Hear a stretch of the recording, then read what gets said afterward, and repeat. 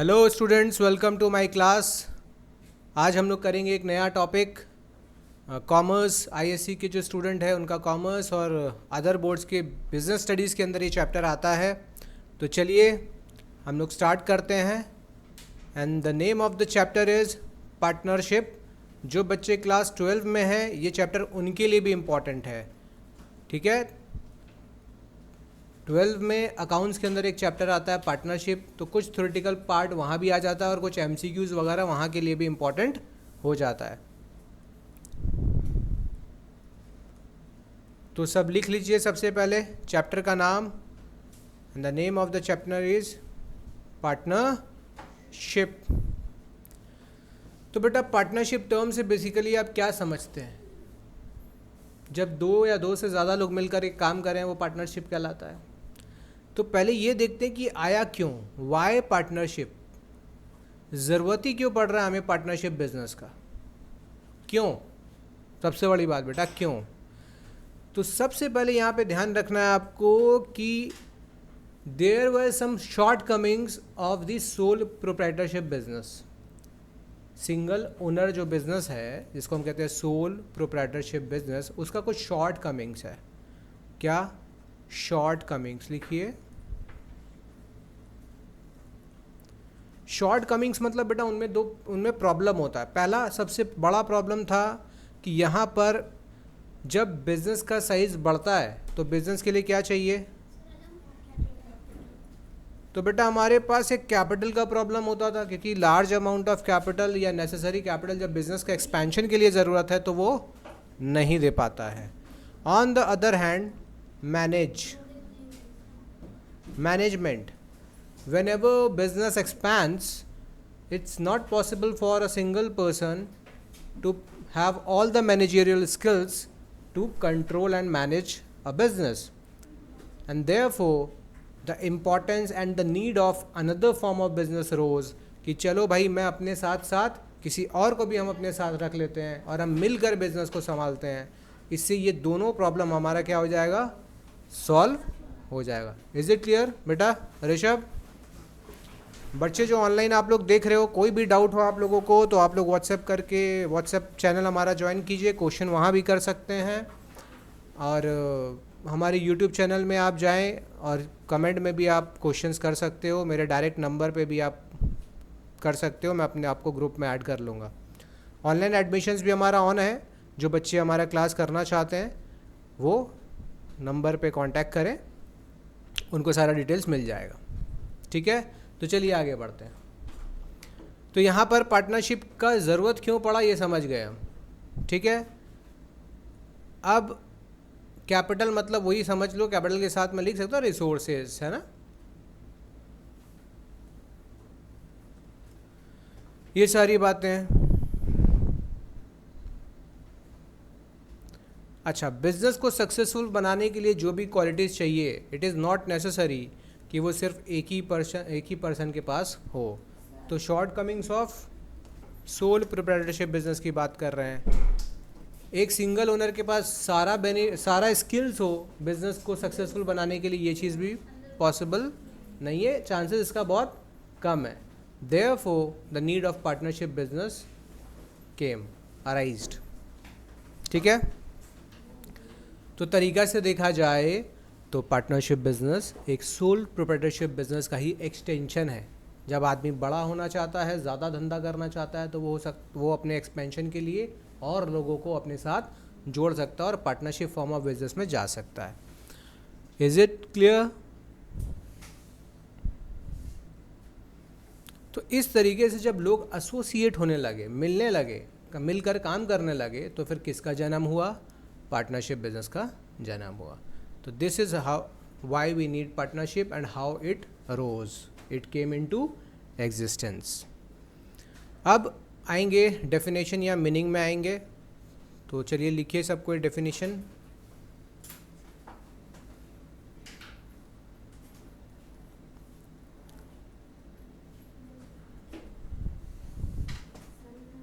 तो लिखिए partnership is an association of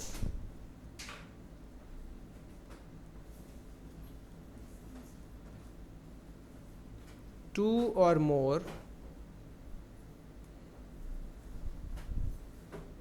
persons who agree to jointly pursue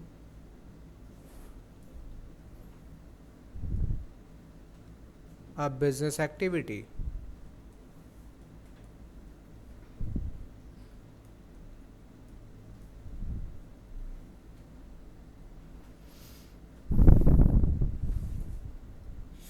ठीक है. तो what is partnership? Partnership is just an association of two or more persons who agree to jointly pursue a business activity.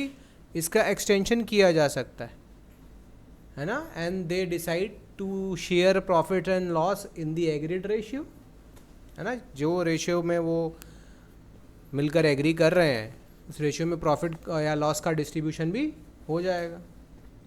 तो एक simple basic definition ये है.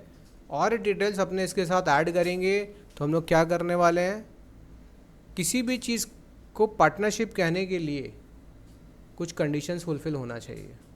वो conditions क्या क्या है उसको हमको समझना है. इसके साथ ही साथ अपने एक डेफिनेशन और लिख देते हैं. ठीक है. तो ये इंडियन पार्टनरशिप एक्ट भारत का जो बना है 1932 में, वो क्या कहता है डेफिनेशन उसको लिख लेते हैं. तो लिखिए, अकॉर्डिंग टू या as per Indian Partnership Act 1932, MCQ question है. कब पार्टनरशिप एक्ट आया है? 1932 में. क्या कहता है ये? Partnership is the relation between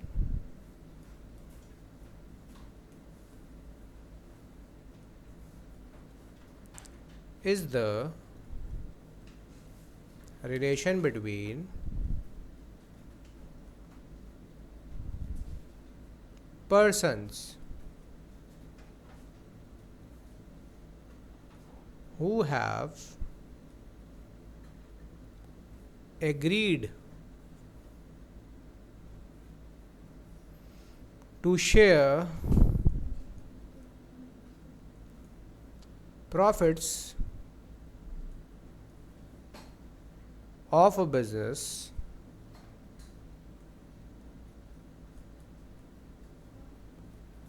carried on by all or any one of them acting for all.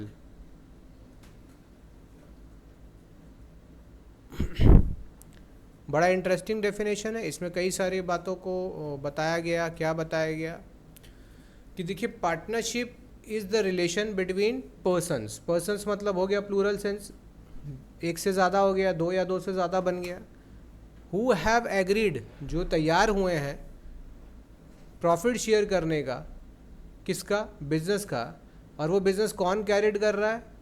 Carried on by all. Important चीज़ है, या तो सब मिलकर कर रहे हैं या हो सकता है कि कोई एक कर रहा हो बाकी सभी के लिए. Acting for all. Acting for all का मतलब कर रहा एक है लेकिन सबके बिहाफ में कर रहा है. तो वो एक जो एक्शन लेगा उसका असर सारे पार्टनर्स पे पड़ने वाला है. समझ में आ रही है बात? बताइए, कोई डाउट है तो पूछिए. यहाँ तक क्लियर है? तो पार्टनरशिप के अंदर ज़रूरी नहीं कि सभी बैठकर काम करे. हो सकता है कि कोई पार्टनर काम नहीं कर रहा है लेकिन फिर भी उसका जवाबदेही है, उसका रिस्पॉन्सिबिलिटी है, उसका लाइबिलिटीज़ है, उसका प्रॉफिट में हिस्सा भी है. Is it clear? अब लिखेंगे वो कंडीशंस जो फुलफिल होने से हम मान लेंगे कि ये पार्टनरशिप बिजनेस है.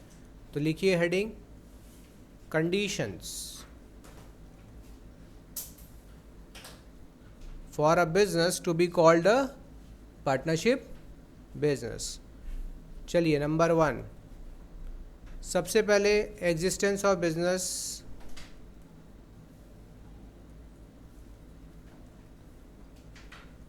सबसे पहला condition, what is the first condition? that there must be some business. In order to become a partnership business, obviously there must be some business. अब 5 लोग मिलकर क्रिकेट खेल रहे हैं, वो पार्टनरशिप बिजनेस नहीं बनेगा. There must be some continuous exchange of goods and services.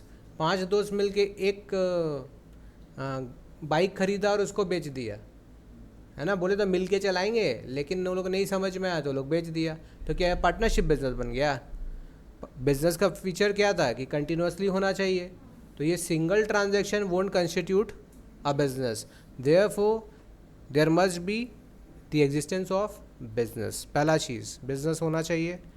Second point is plurality of person. Plurality of persons. कम से कम कितना बिजनेस होना चाहिए बेटा? At least 2. मिनिमम कितना होना चाहिए बेटा लोग? 2. तो ये हो गया 2 मिनिमम होना चाहिए. फिर उनके बीच में रिलेशन होना चाहिए जो कि कॉन्ट्रैक्चुअल होना चाहिए. कॉन्ट्रैक्चुअल रिलेशनशिप होना चाहिए.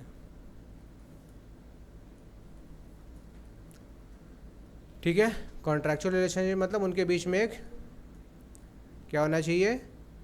एग्रीमेंट होना चाहिए.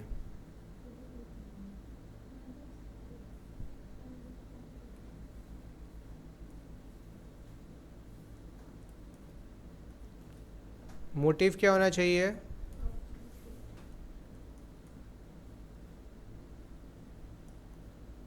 और प्रिंसिपल एजेंट रिलेशनशिप.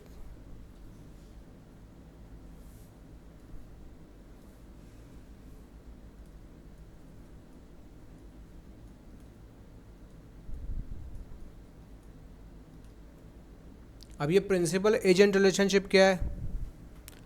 हर एक पार्टनर प्रिंसिपल भी है, एजेंट भी है. वो खुद के लिए भी काम करता है और वो बाकी सब के लिए भी काम करता है. He is liable for himself also and for the liabilities of other partners also. This means principal and agent relationship. एक पार्टनर प्रिंसिपल भी है और दूसरों का एजेंट है, वो दूसरे के बिहाफ में भी काम. तो ये हर पार्टनर के ऊपर अप्लाई होता है. तो जो लोग मिलकर बिजनेस करते हैं वो सब क्या बने? पार्टनर्स. उसको क्या बोलते हैं? पार्टनर्स. तो जो लोग, जो 2 या 2 से ज़्यादा लोग मिलकर बिजनेस में क्या कर रहे हैं, स्टार्ट कर रहे हैं, वो सारे लोगों को कहते हैं पार्टनर्स. क्या कहते हैं? पार्टनर्स. तो क्या ध्यान रखना, अब 2 आदमी हैं, ये आया पहला आदमी, ये है दूसरा आदमी. दोनों मिलके क्या कर रहे हैं? एक बिजनेस कर रहे हैं. इसका नाम है मिस्टर हैप्पी. ये है mister happy. I am mister sad. तो बेटा हैप्पी और सैड मिलकर बिजनेस कर रहे हैं. तो इसमें हैप्पी और सैड इंडिविजुअली ये लोग क्या हुए? मिस्टर हैप्पी और ये इंडिविजुअली दोनों को हम क्या कहेंगे? They are partners. Individually they are known as partners. और इन दोनों को साथ में, इन दोनों को कलेक्टिवली क्या कहेंगे? इन दोनों को कलेक्टिवली क्या कहेंगे? ध्यान से देखना, एक साथ इनको कहेंगे फर्म. क्या कहेंगे बेटा? फर्म. इसीलिए कहा जाता है पार्टनरशिप फर्म. बात समझ में आया? जब भी पार्टनरशिप होगा तो टर्म क्या यूज़ करते हैं? अपने फर्म यूज़ करते हैं, है ना. तो कलेक्शन ऑफ पार्टनर्स और all the partners together are known as firm. Is it clear? Any doubt? अभी आप लोगों को पढ़ने के बाद बेटा बताना है. हाँ, इसके ऊपर क्वेश्चन आंसर सेशन करेंगे, एक्सप्लेनेशन मांगेंगे. चलिए अब अपने करने वाले फीचर्स ऑफ पार्टनरशिप. लिखिए features of partnership firm.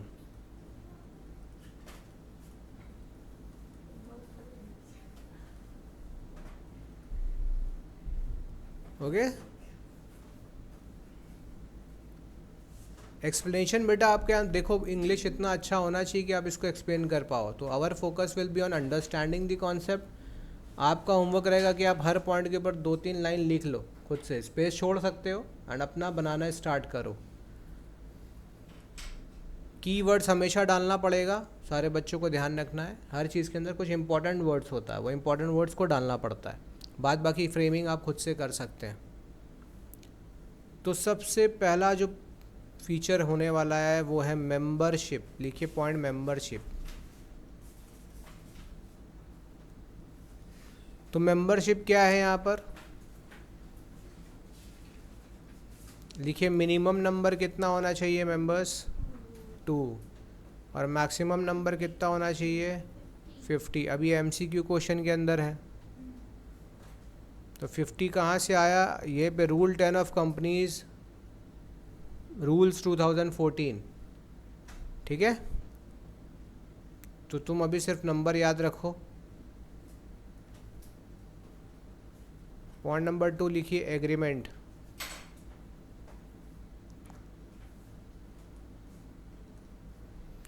There must be an agreement between the partners और अमंग द पार्टनर्स। 2 से ज़्यादा है तो भाई 2 लोग होंगे तो बिटवीन वर्ड यूज़ करेंगे, और 2 से ज़्यादा होंगे तो अमंग यूज़ करेंगे, ठीक।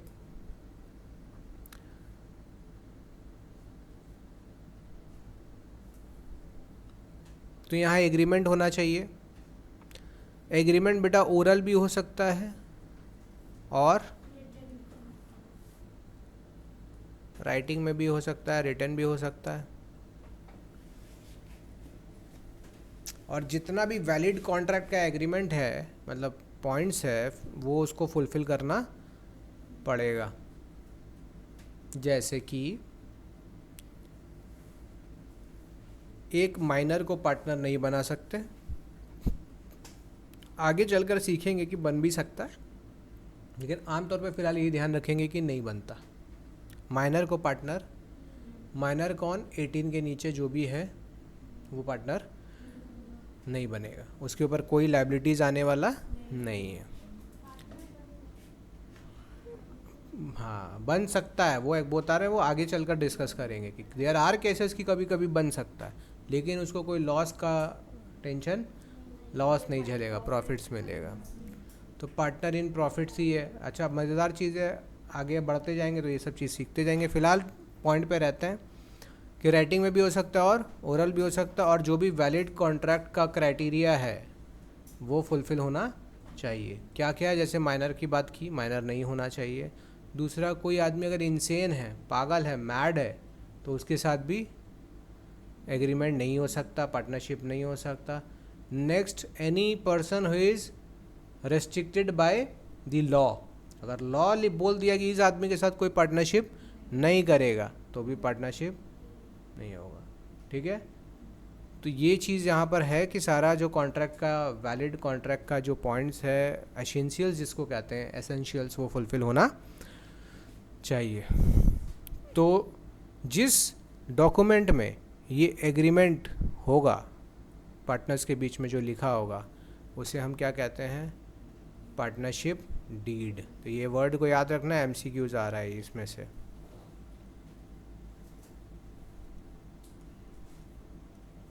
Partnership deed is the written agreement among the partners. क्या ध्यान रखना है, what is partnership deed, it is the written agreement among the partners,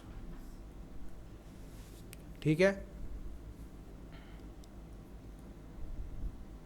आगे चले, लिख लिए यहाँ तक।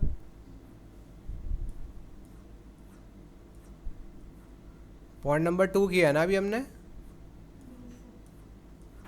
चलिए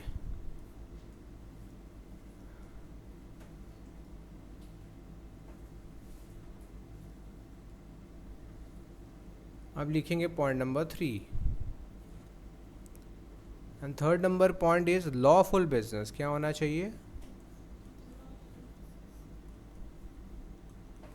बेटा ये तो हर में ही वैलिड है। अनलॉफुल को बिजनेस माना जाएगा? अनलॉफुल पार्टनरशिप कर रहा है तो क्या उसको बोलेंगे वैलिड है? पार्टनरशिप कहलाएगा वो? नहीं ना। तो इलीगल एक्टिविटीज़ अनलॉफुल एक्टिविटीज़ है, तो बिजनेस क्या होना चाहिए? लॉफुल होना चाहिए। अगेन क्या क्या ध्यान रखना है? Profit sharing. तो प्रॉफिट शेयरिंग कैसे होगा? याद रखना, as per deed. As per deed समझ रहे हो ना? पार्टनरशिप डीड में तो लिखा होगा ना, पार्टनरशिप डीड में एग्रीमेंट है तो एग्रीमेंट में लिखा होगा कि भैया इसी से रेशियो में बांटना है, 2:1 में बांटना है, 3:2:1 में बांटना है, 1:1:1 इक्वली बांटना है। Everything will be mention in the deed. लेकिन बेटा अगर डीड नहीं है, if deed partnership deed is absent, तो हमेशा याद रखना इक्वली बांटना है। कैसे बांटना है प्रॉफिट? प्रॉफिट हमेशा कैसे बढ़ जाएगा? इक्वली बढ़ जाएगा। समझ रहे हो? डीड है तो डीड फॉलो किया जाएगा, डीड नहीं है तो इक्वली बांट देंगे पार्टनर्स के बीच में। फिर यहाँ पे एक टर्म आने वाला है जिसको कहेंगे म्यूचुअल एजेंसी। म्यूचुअल एजेंसी, ये पॉइंट ऑलरेडी पढ़ चुके।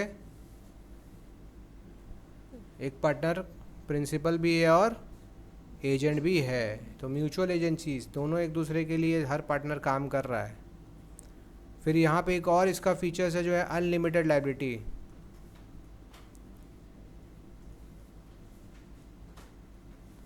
तो ये डिसएडवांटेज में भी आ जाएगा, है कि नहीं?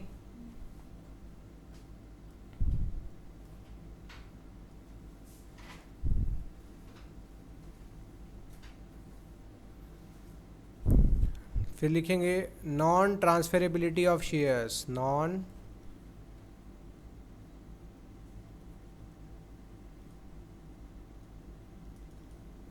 Transferability of shares. यहाँ पे जो शेयर्स है वो ट्रांसफरेबल नहीं है। एक पार्टनर दूसरे पार्टनर को ऐसा नहीं बोल सकता हम जा रहे हैं मेरे जगह इसको ले लो, ठीक है? सिर्फ तब पॉसिबल है जब बाकी सारे पार्टनर्स रेडी होंगे। मान लो X, Y and Z 3 partner है, इसमें से जेड बोल रहा है भाई हम जा रहे हैं लेकिन मेरा फ्रेंड एक एम है उसको पार्टनर में डाल लो। एक्स बोल रहा नहीं करेंगे, नहीं होगा, हम लोग रेडी नहीं है। तो एम पार्टनर बन सकेगा क्या? नहीं बन सकेगा। But on the other hand if X and Y gives their consent that okay हम लोग रेडी हैं, चलो तुम चले जा रहे हो, तुम्हारे बदले में एम के साथ हम पार्टनरशिप कर लेंगे, then it is totally fine. M can be admitted as partner. It only depends on the consent of the existing partners, जो है करंट पार्टनर्स। उसका जब तक वो लोग रेडी नहीं होगा तब तक कोई नया पार्टनर नहीं आ सकेगा और कोई अपना शेयर किसी दूसरे को कि मेरे बदले इसको ले लो नहीं होगा। Next, no legal entity.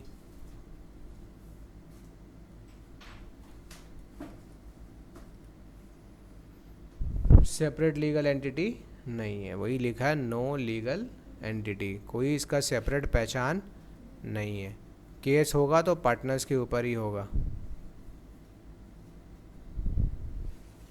तो इसका बहुत लोगों को ये नहीं पता कि ये नो लीगल एंटिटी का क्या यूज़ होता है, ठीक है? ये लीगल एंटिटी होना और नहीं होने से क्या फ़र्क पड़ जाता है? Let's understand this thing. If there is no legal entity then death, retirement, insolvency मतलब दिवालिया हो गया, कंगाल हो गया कोई पार्टनर, ये फर्म को बंद कर देगा, फर्म ख़त्म हो जाएगा, पार्टनरशिप फर्म डिसॉल्व हो जाएगा इस कारण से। लेकिन अगर सेपरेट लीगल एंटिटी होगा तो अगर किसी पार्टनर को कुछ हो भी गया तो वो फर्म या बिजनेस ख़त्म नहीं होता। तो इस ड्रॉबैक से बचने के लिए फिर एक नया तरीके का बिजनेस इवॉल्व हुआ है, वो करेंगे आगे, फ़िलहाल यहाँ रहते हैं। नेक्स्ट लिखिए registration.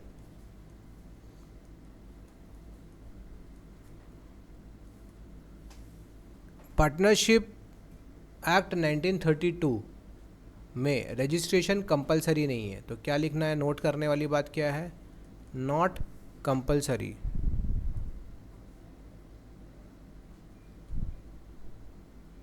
It is not compulsory, registration is not compulsory, लेकिन करा लेना इज़ गुड। क्योंकि अगर नहीं करवाए रजिस्ट्रेशन तो बहुत सारा ऐसा बेनिफिट्स है जो आपको मिलेगा नहीं।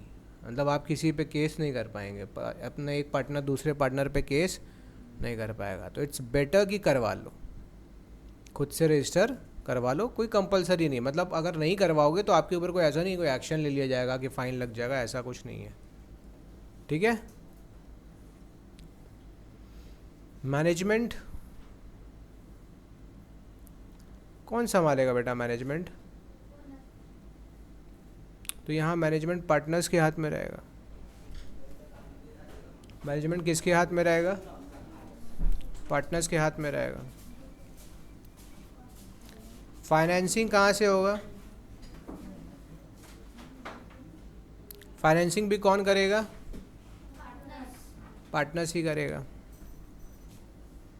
और एक बहुत इंपॉर्टेंट फीचर है भाई यहाँ पे, तो म्यूचुअल ट्रस्ट और कॉन्फिडेंस होना चाहिए कि नहीं? बताओ मेरे को।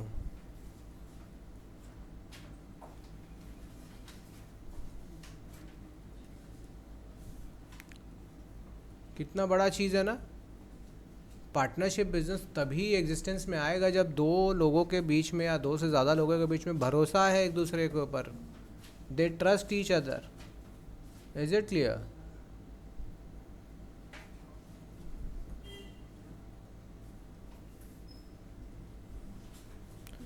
अब हम लोग बात करेंगे इसके मेरिट्स और डीमेरिट्स का। पार्टनर्स का मेरिट और डीमेरिट्स या लिमिटेशन। तो सबसे पहले बात करते हैं मेरिट्स।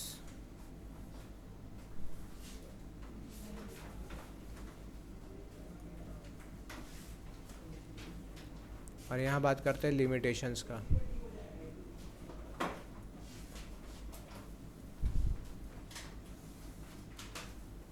पहले मेरिट्स की बात करेंगे। तो मेरिट में क्या लिखना? पहले सबसे इसमें भी इजी फॉर्मेशन है, लिख लीजिए इजी फॉर्मेशन। इसको खोलने के लिए, एक पार्टनरशिप बिजनेस को खोलने के लिए बहुत ज़्यादा कुछ करने की ज़रूरत नहीं है। ज़्यादा लीगल फॉर्मेलिटीज़ भी नहीं है, ज़्यादा कोई एक्सपेंसेस भी नहीं है। इसके बाद क्या है? रिस्क शेयर हो जाता है। ये पॉइंट बड़ा अच्छा है। अब सोल प्रोप्राइटरशिप बिजनेस के अंदर में क्या होता था बेटा? एक ही जन को लॉस झेलना है, प्रॉफिट भी उसका होता है लेकिन लॉस भी तो उसको झेलना है। पूरा रिस्क किसका था? एक ही आदमी का था। यहाँ दो या दो से ज़्यादा लोग मिलकर बिजनेस कर रहे हैं, तो जो रिस्क है वो डिस्ट्रीब्यूट हो गया तीनों के, चारों के बीच में या दोनों के बीच में। सीक्रेसी, देखिए सोल प्रोप्राइटरशिप बिजनेस जितना तो नहीं है, लेकिन सीक्रेसी इसमें भी है, क्योंकि पार्टनर अपना ही नुकसान नहीं करेगा अपना सीक्रेट खोल के। क्योंकि अभी पढ़े ना, कॉन्फिडेंस एंड ट्रस्ट है, यही मान के चलते हैं, तो वो क्यों किसी और को डिस्क्लोज करने जाएगा, है ना। देन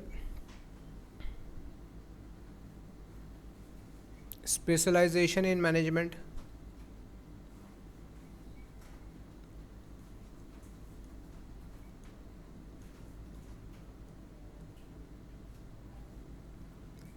अब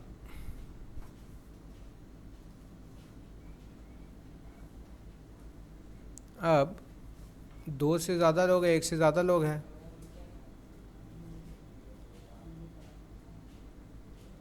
तो जब दो या दो से ज़्यादा लोग हैं तो मैनेजमेंट अब अच्छे से हो पाएगा, ये मानकर चल सकते हैं हम लोग। एक से भले दो और दो से भले चार।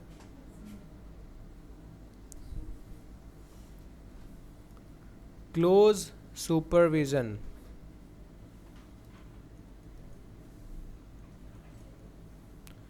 बिजनेस का अलग अलग पार्ट होता है ना, अलग अलग डिपार्टमेंट है, सेल्स डिपार्टमेंट है, परचेज डिपार्टमेंट है, प्रोडक्शन डिपार्टमेंट है, ऑफिस है। जब दो या दो से ज़्यादा लोग होंगे तो क्या होता है? सब अपना अपना डिपार्टमेंट आराम से संभाल सकते हैं, सुपरवाइज कर सकते हैं कि काम ठीक से हो रहा है कि सिंगल आदमी कहाँ का देखेगा सही है गलत। फिर क्या है,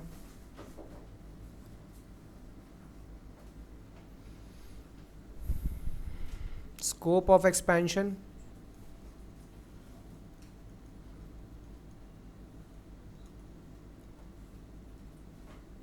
भाई 2 या 3 पार्टनर है तो हम लोग तो 50 तक बढ़ा सकते हैं, तो अगर बढ़ाना चाह रहे तो और लोगों को आप एडमिट कर सकते हो।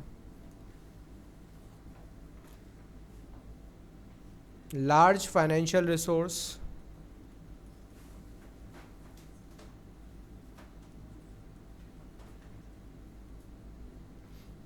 इसको क्या एक्सप्लेन करने की ज़रूरत है बच्चों, ऑलरेडी पढ़ चुके हैं बार बार। ज़्यादा लोग मतलब ज़्यादा फाइनेंस अरेंज हो जाएगा, सब अपने अपने से पैसा डाल सकेंगे। डायरेक्ट मोटिवेशन यहाँ भी है, क्योंकि जो भी प्रॉफिट होगा वो सारे पार्टनर्स के बीच में डिस्ट्रीब्यूट होने वाला है। ठीक है। फ्लेक्सिबिलिटी,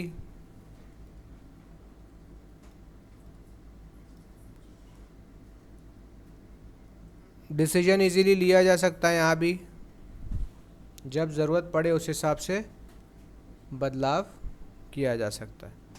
बैलेंस्ड डिसीजन ले सकते हैं।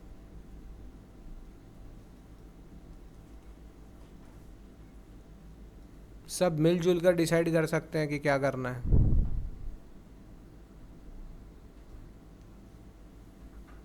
और एक पॉइंट लिख लो, जैसे इजी डिसोल्यूशन लिख लो। डिसोल्यूशन का मतलब होता है ख़त्म करना, एंड करना। तो जब बिज़नेस ख़त्म होगा तो वो भी बड़े आराम से हो जाता है, बहुत ज़्यादा दिक्कत यहाँ नहीं होने वाला।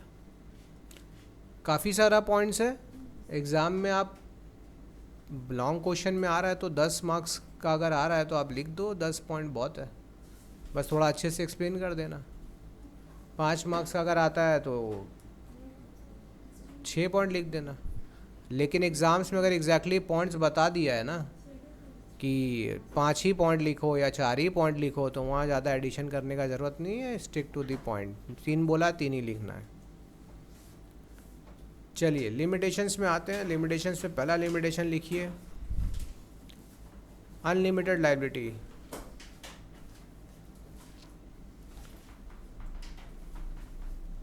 क्या होता है अनलिमिटेड लायबिलिटीज, कौन बताएगा? ऋषभ बताओ तो, अनलिमिटेड लायबिलिटी क्या होता है?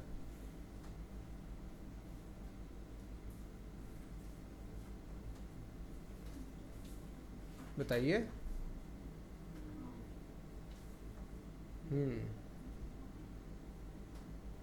सर अगर ओनर अगर लोन को अगर नहीं चुका पाता तो अपना पर्सनल प्रॉपर्टी भी देना पड़ेगा। हाँ, अपना लोन नहीं बोलेंगे, फर्म का लायबिलिटीज़ अगर नहीं पूरा फुलफिल हो रहा है सारे फर्म्स के एसेट से, तो owner will have to contribute their own personal properties. Very good. तो इतना आना चाहिए, ये चीज़ समझ में आना चाहिए कि अपना पर्सनल प्रॉपर्टी लगाना पड़ेगा। यही अनलिमिटेड लायबिलिटीज़ का सबसे बड़ा टेंशन है। Next, limited resource. अब ये पॉइंट आपको मेरिट में भी मिल रहा है, मेरिट में बोल रहा है ज़्यादा रिसोर्स मिल जाता है, डिमेरिट में मिल रहा है लिमिटेशन में लिमिटेड रिसोर्स है। तो कैसे लिमिटेड है बता सकते हो? कैसे लिमिटेड है बताओ भाई। 2 या 2 3 4 आदमी या 50 आदमी 500 आदमी के तो बराबर नहीं है, तो हमेशा ही बोल सकते हैं एक लिमिटेड रिसोर्स हमेशा रहने वाला है।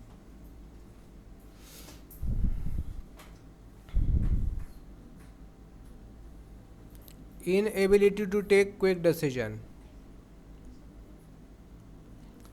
Inability to take quick decision. भाई डिसीजन तुरंत नहीं ले पाएगा। क्यों नहीं ले पाएगा? सभी अपना बात बोलना चाहेगा। अभी मान लो किसी में सहमति नहीं है, 5 पार्टनर है, तो वो 3 पार्टनर रेडी नहीं हो रहा है, तो फिर डिस्प्यूट होगा, उसको समझाने में टाइम लगेगा, है ना, उनके बीच में फिर 1 मीटिंग, 2 मीटिंग, 5 मीटिंग होगा, तो एक डिसीजन लेने के लिए टाइम ज़्यादा लग रहा है। ये प्रॉब्लम सोल प्रोप्राइटरशिप बिजनेस में नहीं है, लेकिन यहाँ पे ये मेरिट के साथ साथ लिमिटेशंस भी आता है। और एक चीज़ है कॉन्फ्लिक्ट,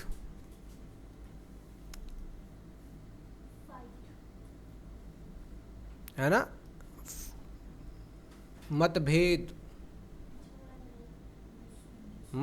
होता है, मतभेद, सबका अपना अपना व्यू है और उनके बीच में कहीं आके वो लोग एक मिड लाइन पे सेटल नहीं हो रहे, तो ये उसका कॉन्फ्लिक्ट झमेला हो जाता है पार्टनर्स के बीच में।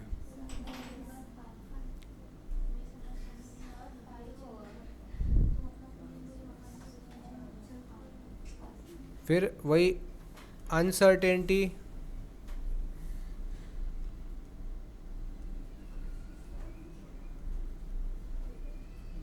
या लैक ऑफ स्टेबिलिटी। बताए थे ना, किसी भी पार्टनर का डेथ हो जाए, इंसॉल्वेंट हो जाए, वो इंसेन हो जाए, पागल हो जाए, तो क्या होगा, बिजनेस बंद हो जाएगा, पार्टनरशिप बिजनेस डिसॉल्व हो जाता है। मतलब उनके बीच के एग्रीमेंट ख़त्म, डिसोल्यूशन ऑफ पार्टनरशिप होगा, फॉर्म डिसॉल्व होगा ज़रूरी नहीं है। बचा हुआ पार्टनर मिलके अपना नया खोल ले और नया बन जाएगा, लेकिन जो एग्जिस्टिंग था वो ख़त्म, उनके बीच का पार्टनरशिप ख़त्म हो जाएगा, ये तय बात है, बिजनेस ख़त्म हो जाएगा, फिर नया उन बाकी बचा हुआ मिलके चालू कर ले, कोई बात नहीं।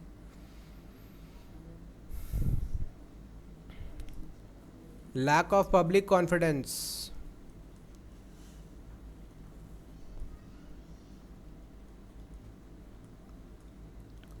सीक्रेसी ज़्यादा है, पब्लिक कॉन्फिडेंस नहीं होता, क्योंकि इनका जो हिसाब रिकॉर्ड्स होता है, अकाउंटिंग होता है, रिपोर्ट्स होता है, वो पब्लिश, वो आम लोगों के लिए पब्लिश नहीं होता है।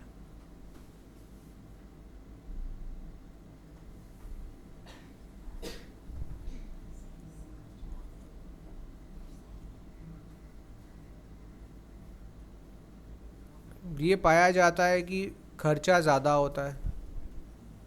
अब कैसे ज़्यादा हो रहा है, अब यहाँ पे तो सारा खर्चा एक्सपेंडिचर सभी बियर कर रहे हैं, रिस्क तो तीनों बियर कर रहे हैं, तो पार्टनर लोग तो थोड़ा है बड़ा खुला खर्च भी कर देता है कि ठीक है ना, सभी को तो करना है, सब झेलेगा, तो ये भी प्रॉब्लम होता है एक।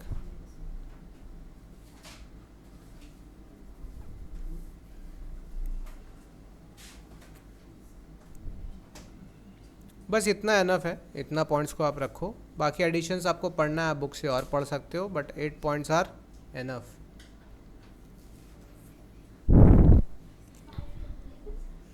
अब हम लोग पढ़ेंगे कि किन किन लोगों को या किस टाइप के बिजनेस में इसका यूज़ होता है, कौन सा टाइप का बिजनेस के लिए पार्टनरशिप सूटेबल है, तो इसको हम कहते हैं सूटेबिलिटी। क्या कहते हैं,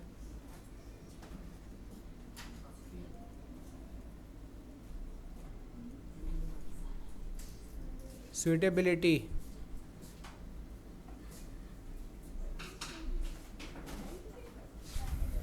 पहला होलसेल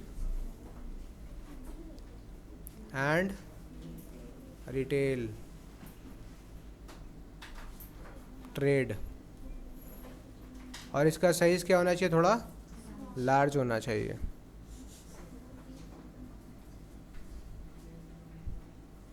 दूसरा है small and medium size industry,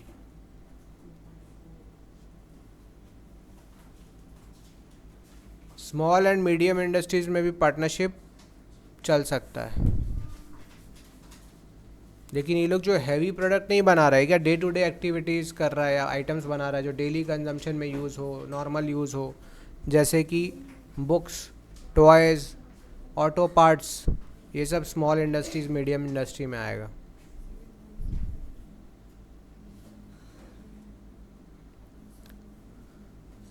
firms, कुछ फर्म्स होता है जिसका कहते हैं प्रोफेशनल फर्म्स, जैसे कि सीए फर्म, लॉयर्स, ठीक है, doctors,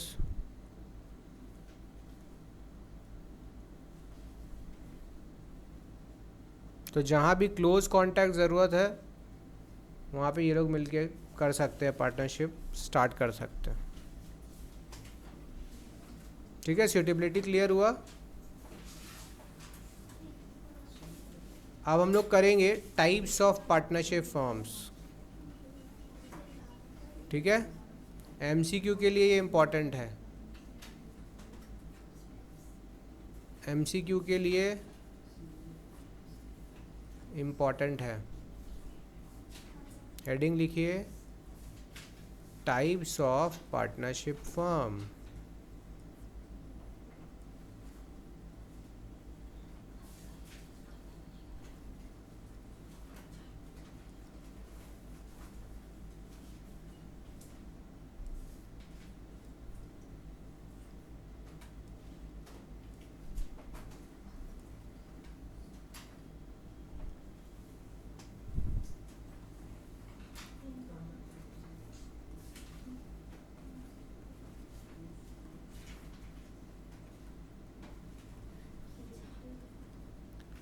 types of partnership firm MCQ के लिए बेटा इम्पॉर्टेंट है ये, इसको बहुत ध्यान से समझना है आप लोगों को। क्या है सबसे पहला टाइप, लिखिए partnership at will. Partnership at will,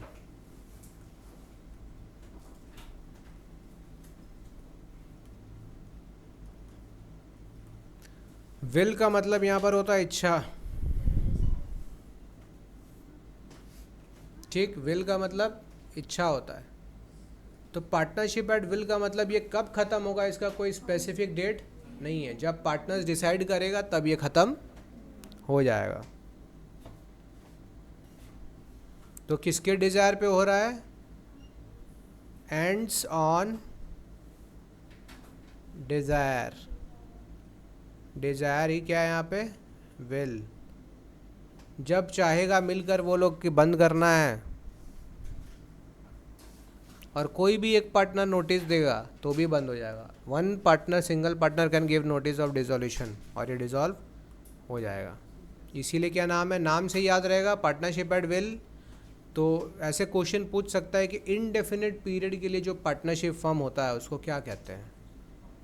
तो पार्टनरशिप एट विल है, तो विल का मतलब कोई डेट फिक्स, तो ये तो कभी भी चल कभी कितना भी जा सकता टाइम। तो इनडेफिनिट पीरियड के लिए जो है वो पार्टनरशिप एट विल होता है। दूसरा लिखो fix period partnership.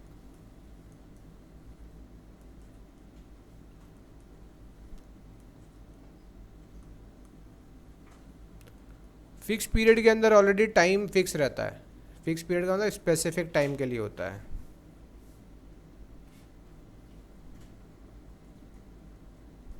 Specific time.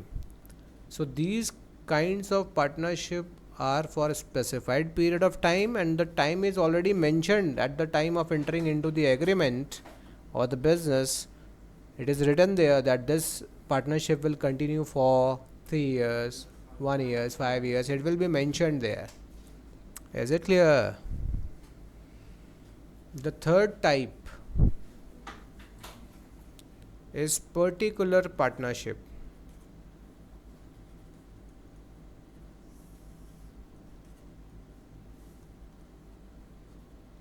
Write down particular partnership.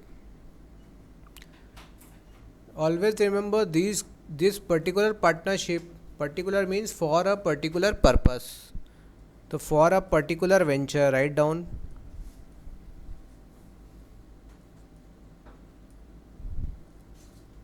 When people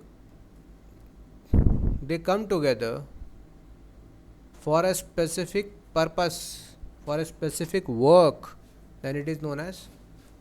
तो एक बिल्डिंग बनाना है, उसके लिए 4 लोग मिलके पार्टनरशिप मिलके बनाते हैं। बिल्डिंग बन गया, पार्टनरशिप ख़त्म। वो पार्टनरशिप सिर्फ और सिर्फ उस पर्टिकुलर काम के लिए बना है।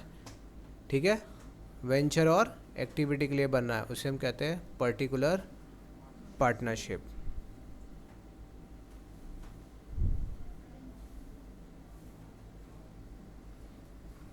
लायबिलिटी के हिसाब से देखा जाए तो दो तरीके का पार्टनरशिप, एक जनरल पार्टनरशिप और एक लिमिटेड। तो जनरल पार्टनरशिप क्या है? जहाँ पे सारे मेंबर्स का लायबिलिटी अनलिमिटेड हो। तो अनलिमिटेड लायबिलिटी पार्टनरशिप ही जनरल पार्टनरशिप है। और लिमिटेड लायबिलिटी पार्टनरशिप में क्या होता है, जितना शेयर उसने बिजनेस में डाला है उतना ही उसका लायबिलिटी होगा। ठीक है, तो यहाँ पर नहीं है, वो इंग्लैंड में है ये limited liability partnership, sorry limited partnership. यहाँ पे एक नया कॉन्सेप्ट है इसको लेकर जिसको कहते हैं लिमिटेड लायबिलिटी पार्टनरशिप। वो एक अलग चैप्टर बन जाएगा। ठीक है, तो लायबिलिटी के बेसिस पर हमने पढ़ा कौन सा दो, एक हमने पढ़ा जनरल पार्टनरशिप और एक हमने पढ़ा लिमिटेड पार्टनरशिप। यहाँ ये कहाँ मिलता है? ये जनरली इंग्लैंड में मिलता है। और इसमें सारे मतलब इस तरीके का पार्टनरशिप का रजिस्ट्रेशन कंपलसरी होता है। जैसे जनरल में तो कंपलसरी नहीं है, लेकिन इसमें करना पड़ता है। लेकिन ये पाया कहाँ जा रहा है? इंग्लैंड में। तो अभी यहाँ पे इसका दिमाग इसमें नहीं लगाना आपको, सिर्फ ये दो टाइप और जान के रख लेना है कि एक जनरल पार्टनरशिप होता है और एक लिमिटेड लायबिलिटी पार्टनरशिप भी होता है।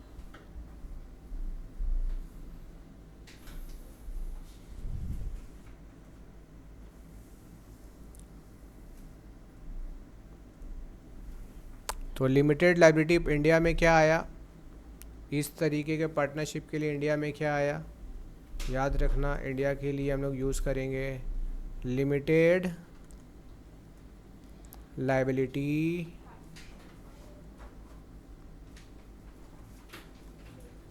पार्टनरशिप एक्ट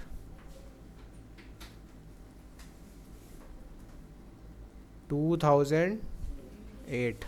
तो ये डेट भी इम्पॉर्टेंट हो गया कि इंडिया में ये एप्लीकेबल है।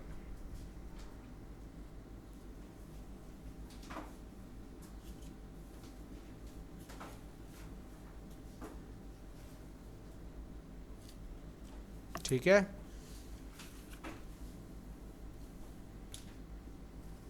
तो लिमिटेड लायबिलिटी को हम लोग एकदम अलग से पढ़ेंगे। अभी हम लोग बस यहाँ रुक गए क्योंकि इसका कनेक्शन पार्टनरशिप के साथ था, लेकिन हम लोग यहाँ पर रुक गए। इसको हम लोग सेपरेटली करेंगे। और एक बहुत इम्पॉर्टेंट जो टॉपिक है वो क्या है, टाइप्स ऑफ पार्टनर्स। तो नया हेडिंग डालिए, वो है हमारा बेटा टाइप्स ऑफ पार्टनर्स। तो देखिए टाइप्स ऑफ पार्टनर्स। तो इसमें सबसे पहला लिखिए एक्टिव पार्टनर्स और दूसरा नाम है इसका वर्किंग पार्टनर। ये वो पार्टनर है जो बिजनेस का काम देख रहा है, संभाल रहा है, बिजनेस में बैठ रहा है, जा रहा है, काम कर रहा है। समझ रहे हो? क्या क्या समझे बेटा इसमें? जो आदमी फर्म के अंदर काम कर रहा है वो क्या बना? Active partners. स्लीपिंग पार्टनर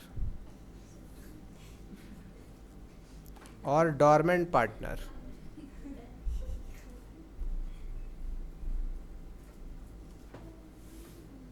तो ये भाई एक्टिव पार्टिसिपेशन नहीं कर रहा है, ये एक्टिवली काम कर रहा है, ये काम नहीं कर रहा है। बिजनेस के मैनेजमेंट में इसका कोई रोल नहीं है, बिजनेस को संभालने में इसका कोई रोल नहीं है। उसी पार्टनर को स्लीपिंग पार्टनर कहते हैं।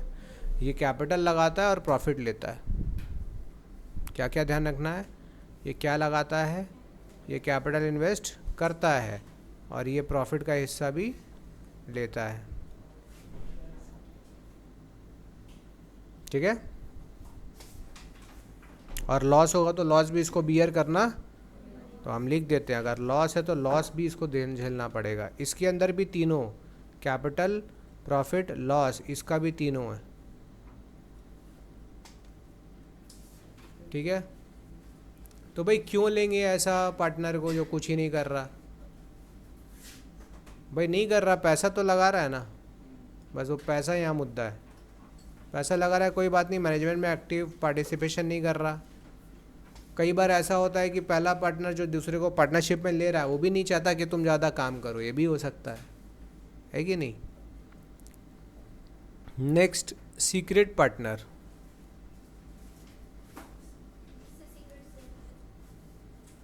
नहीं नहीं बाबा, ऐसा नहीं है। ये तुम्हारा फ्रेंडशिप का पार्टनरशिप नहीं हो रहा, फ्रेंडशिप नहीं चल रहा है जिससे अपना सीक्रेट शेयर करेंगे, ऐसा नहीं है। पार्टनर तो है लेकिन डिस्क्लोज नहीं किया गया है। ठीक है, फर्म के साथ उसका कनेक्शन पब्लिक नहीं है, आउटसाइडर्स को पता नहीं है। वो क्या बनता है? तो इसके अंदर भी क्या क्या है? ये भी कैपिटल भी देगा, प्रॉफिट भी इसको मिलेगा, और लॉस होगा तो बियर करेगा, ये भी तीनों करेगा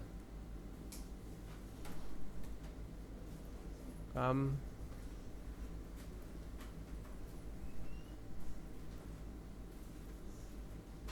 फोर्थ है ना हमारा, लिमिटेड पार्टनर।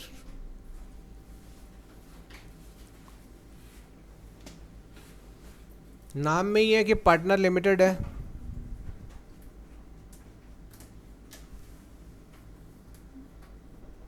अब ये लिमिटेड पार्टनर का क्या है देखना, इसका लायबिलिटी जितना ये कैपिटल लगाया उतना ही लॉस झेलना है, मतलब इसका अनलिमिटेड लायबिलिटी नहीं होता। पहला चीज़ क्लियर है।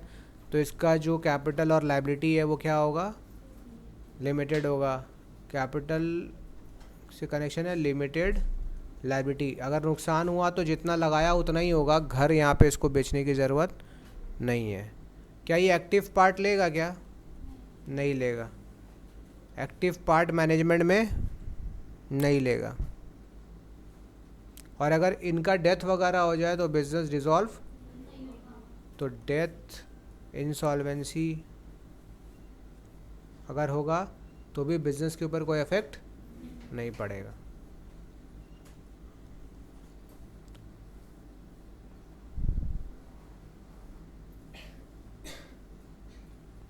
फिर है पार्टनर्स इन प्रॉफिट ओनली।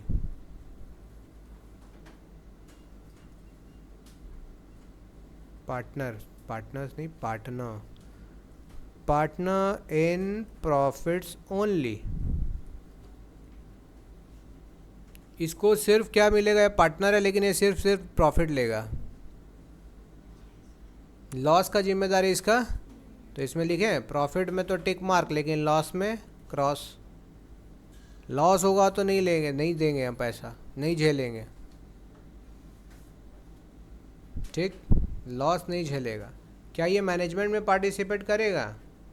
नहीं। लेकिन क्या इसको लायबिलिटीज़ बियर करना पड़ेगा? हाँ। लॉस नहीं झेलेगा लेकिन लायबिलिटीज़ तो बियर करना पड़ेगा।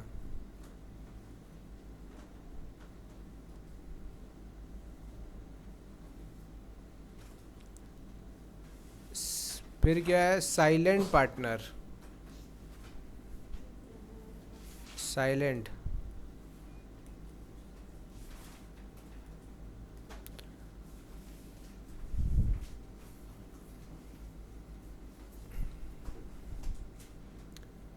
इनका कोई भी रोल नहीं है डिसीजन मेकिंग में। जो बाकी पार्टनर डिसाइड करेंगे वही ये एक्सेप्ट कर लेगा।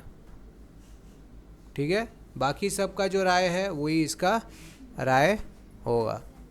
तो मैनेजमेंट में इसका कोई रोल नहीं है। प्रॉफिट लॉस मिलेगा उनको, और थर्ड पार्टी में भी लायबिलिटीज़ इसको फेस करना पड़ेगा। प्रॉफिट मिलेगा, लॉस भी इसको झेलना पड़ेगा, और लायबिलिटीज़ में इसको पार्टिसिपेट करना, बाहर का कोई लायबिलिटीज़ है तो इसको पेमेंट करना पड़ेगा।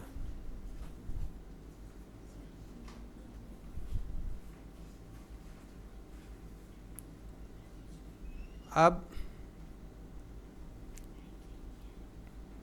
कितना नंबर पे आ गए बेटा? 7, तो 7 में लिखिए नॉमिनल पार्टनर।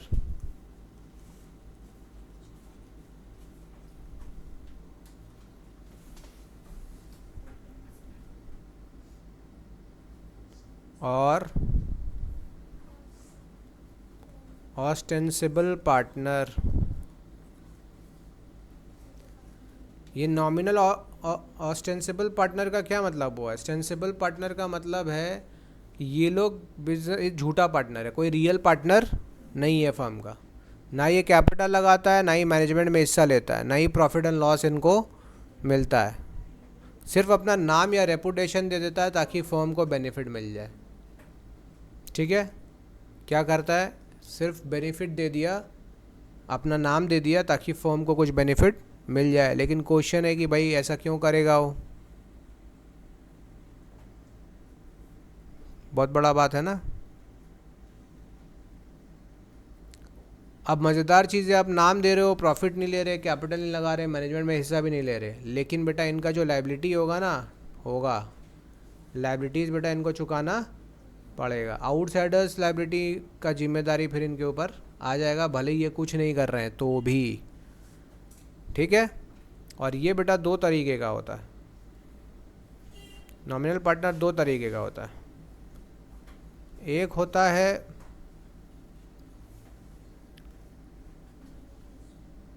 Partner by एस्तोपेल।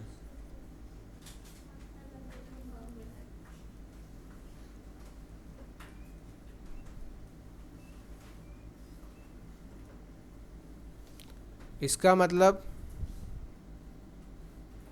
दिखा रहा है,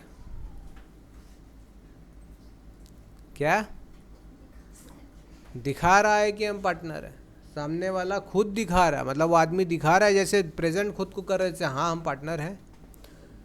ठीक है, मान लीजिए आप लोग बैठे हैं, आपका फर्म है, तो आप 4 लोग बैठे हैं। आपकी एक फ्रेंड आई, बहुत क्लोज फ्रेंड है, पार्टनर नहीं है लेकिन क्लोज फ्रेंड है। तो वो क्लोज फ्रेंड आपका बाहर सामने क्लाइंट बैठा हुआ है और वो फेमस है, तो वो ऐसे बिहेव करने लग रहा है, अरे अपना ही तो है, मेरा ही तो है, अरे कीजिए कीजिए काम कीजिए, हमारा ही तो है। तो वो हमारा बोल दी, वो जो थर्ड पार्टी है वो आपसे कॉन्ट्रैक्ट कर लिया, डील कर लिया, आपका काम चालू हो गया। वो क्यों सोच के किया है कि वो जो फ्रेंड है वो भी पार्टनर है, और क्योंकि वो फेमस है, अच्छी है, तो वो आप डील कर लेगा, चलो भरोसा आ गया, ये तो इसके साथ है, मतलब अच्छा ही फर्म होगा। तो इसको कहते हैं पार्टनर बाय एस्तोपेल। इसका मतलब खुद दिखा रहा है। तो कैसे दिखाएगा भाई? अपने वर्ड से दिखाएगा, कंडक्ट से दिखाएगा। वर्ड से दिखाएगा और कंडक्ट से दिखाएगा कि पार्टनर है, एक्टिविटीज, बिहेवियर। और second one is partner by holding out. अब होल्डिंग आउट में क्या हो रहा है? यहाँ रिवर्स हो गया, यहाँ पे चुप है,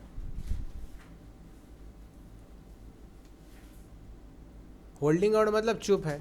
इसका मतलब ऐसे समझो कि जो पार्टनर्स है ना, इसको एग्जांपल से समझो, ये डायग्राम से समझाते तुमको ध्यान रहेगा।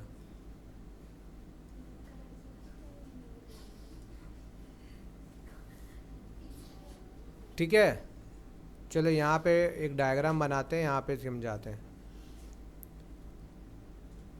एक ऑफिस है, बनाओ ऑफिस। यहाँ पे 4 पार्टनर्स बैठे हुए हैं, ठीक, सब आपस में बैठे हुए हैं। यहाँ पे एक और पार्टनर, तुम लोग की फ्रेंड बैठी हुई है, कोई आई यहाँ पर, ठीक है। यहाँ से घुसा एक नया पार्टनर या क्लाइंट तुम्हारा, जो तुमसे बिजनेस करने के लिए आया है। तो यहाँ पे जब वो बैठा, वो अब तुम लोगों से बात कर रहा है यहाँ पे।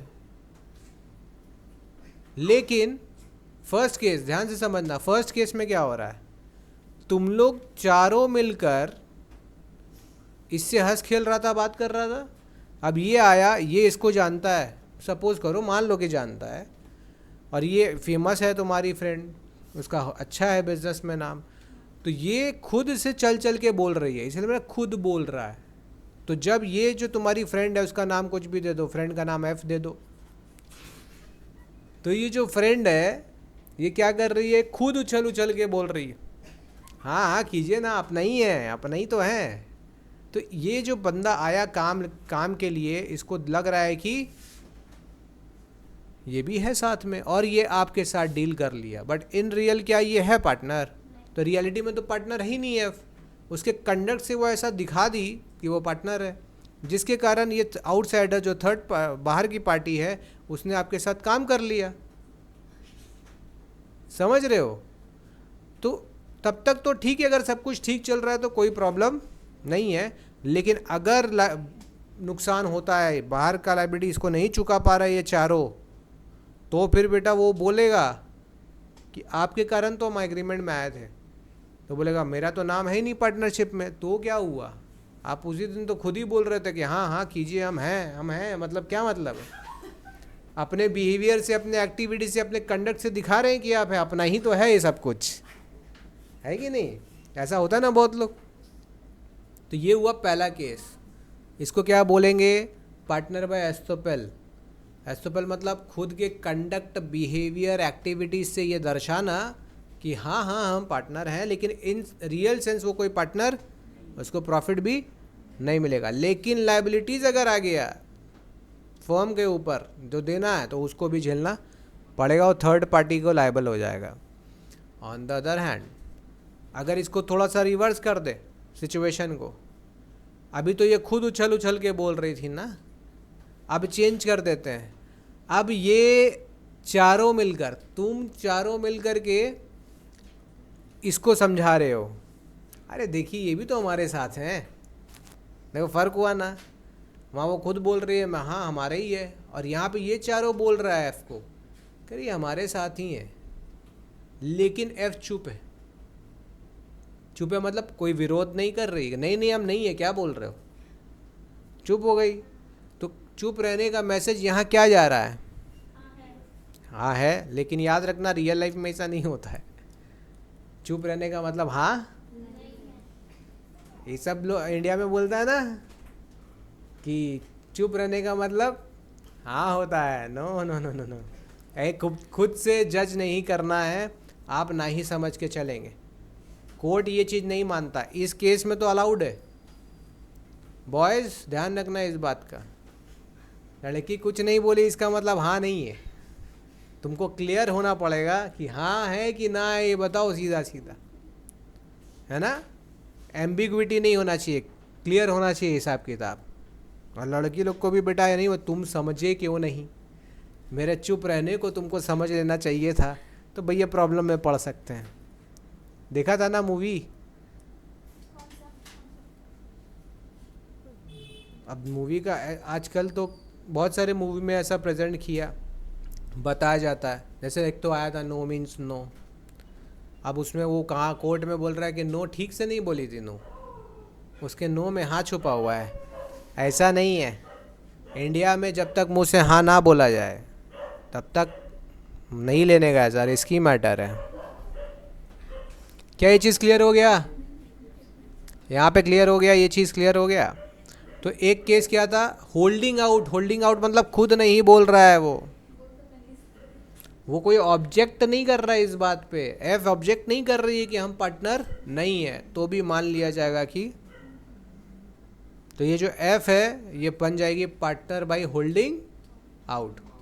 क्या सीखे बेटा, दोनों के डिफरेंस क्या है?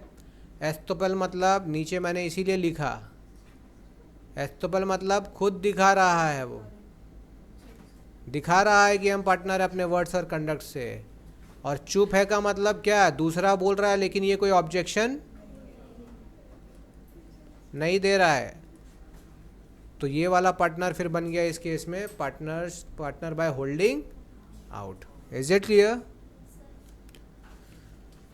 तो आगे इसका एक क्लास अपने और ले सकते हैं पार्टनरशिप का, करने को तो मैं इसी लेक्चर में ख़त्म कर सकता हूँ, बट मेन चीज़ आपने ख़त्म कर लिया है अब अपने को सीखना है कि रजिस्ट्रेशन क्या है और पार्टनरशिप डीड में क्या क्या होता है, and the last point will be partnership deed क्या होता है और उसमें क्या क्या होता है। तो ये 5-10 मिनट का टॉपिक है, बट ठीक है, इसको नेक्स्ट क्लास के लिए अपने छोड़ते हैं, ये तो वीडियो और लंबा हो जाएगा। और डिफरेंस भी डिस्कस कर लेंगे सोल प्रोप्राइटर का और पार्टनरशिप का नेक्स्ट अपने वीडियो में। सो बच्चों, आई होप ये वीडियो आप लोगों को अच्छा लगा होगा। अपने सारे फ्रेंड्स के साथ इसको शेयर करें, हमारे चैनल को सब्सक्राइब करें। कोई भी डाउट वगैरह है कमेंट करके पूछें आप लोग। मिलते हैं नेक्स्ट वीडियो में, तब तक के लिए बाय बाय, सी यू, जय हिंद।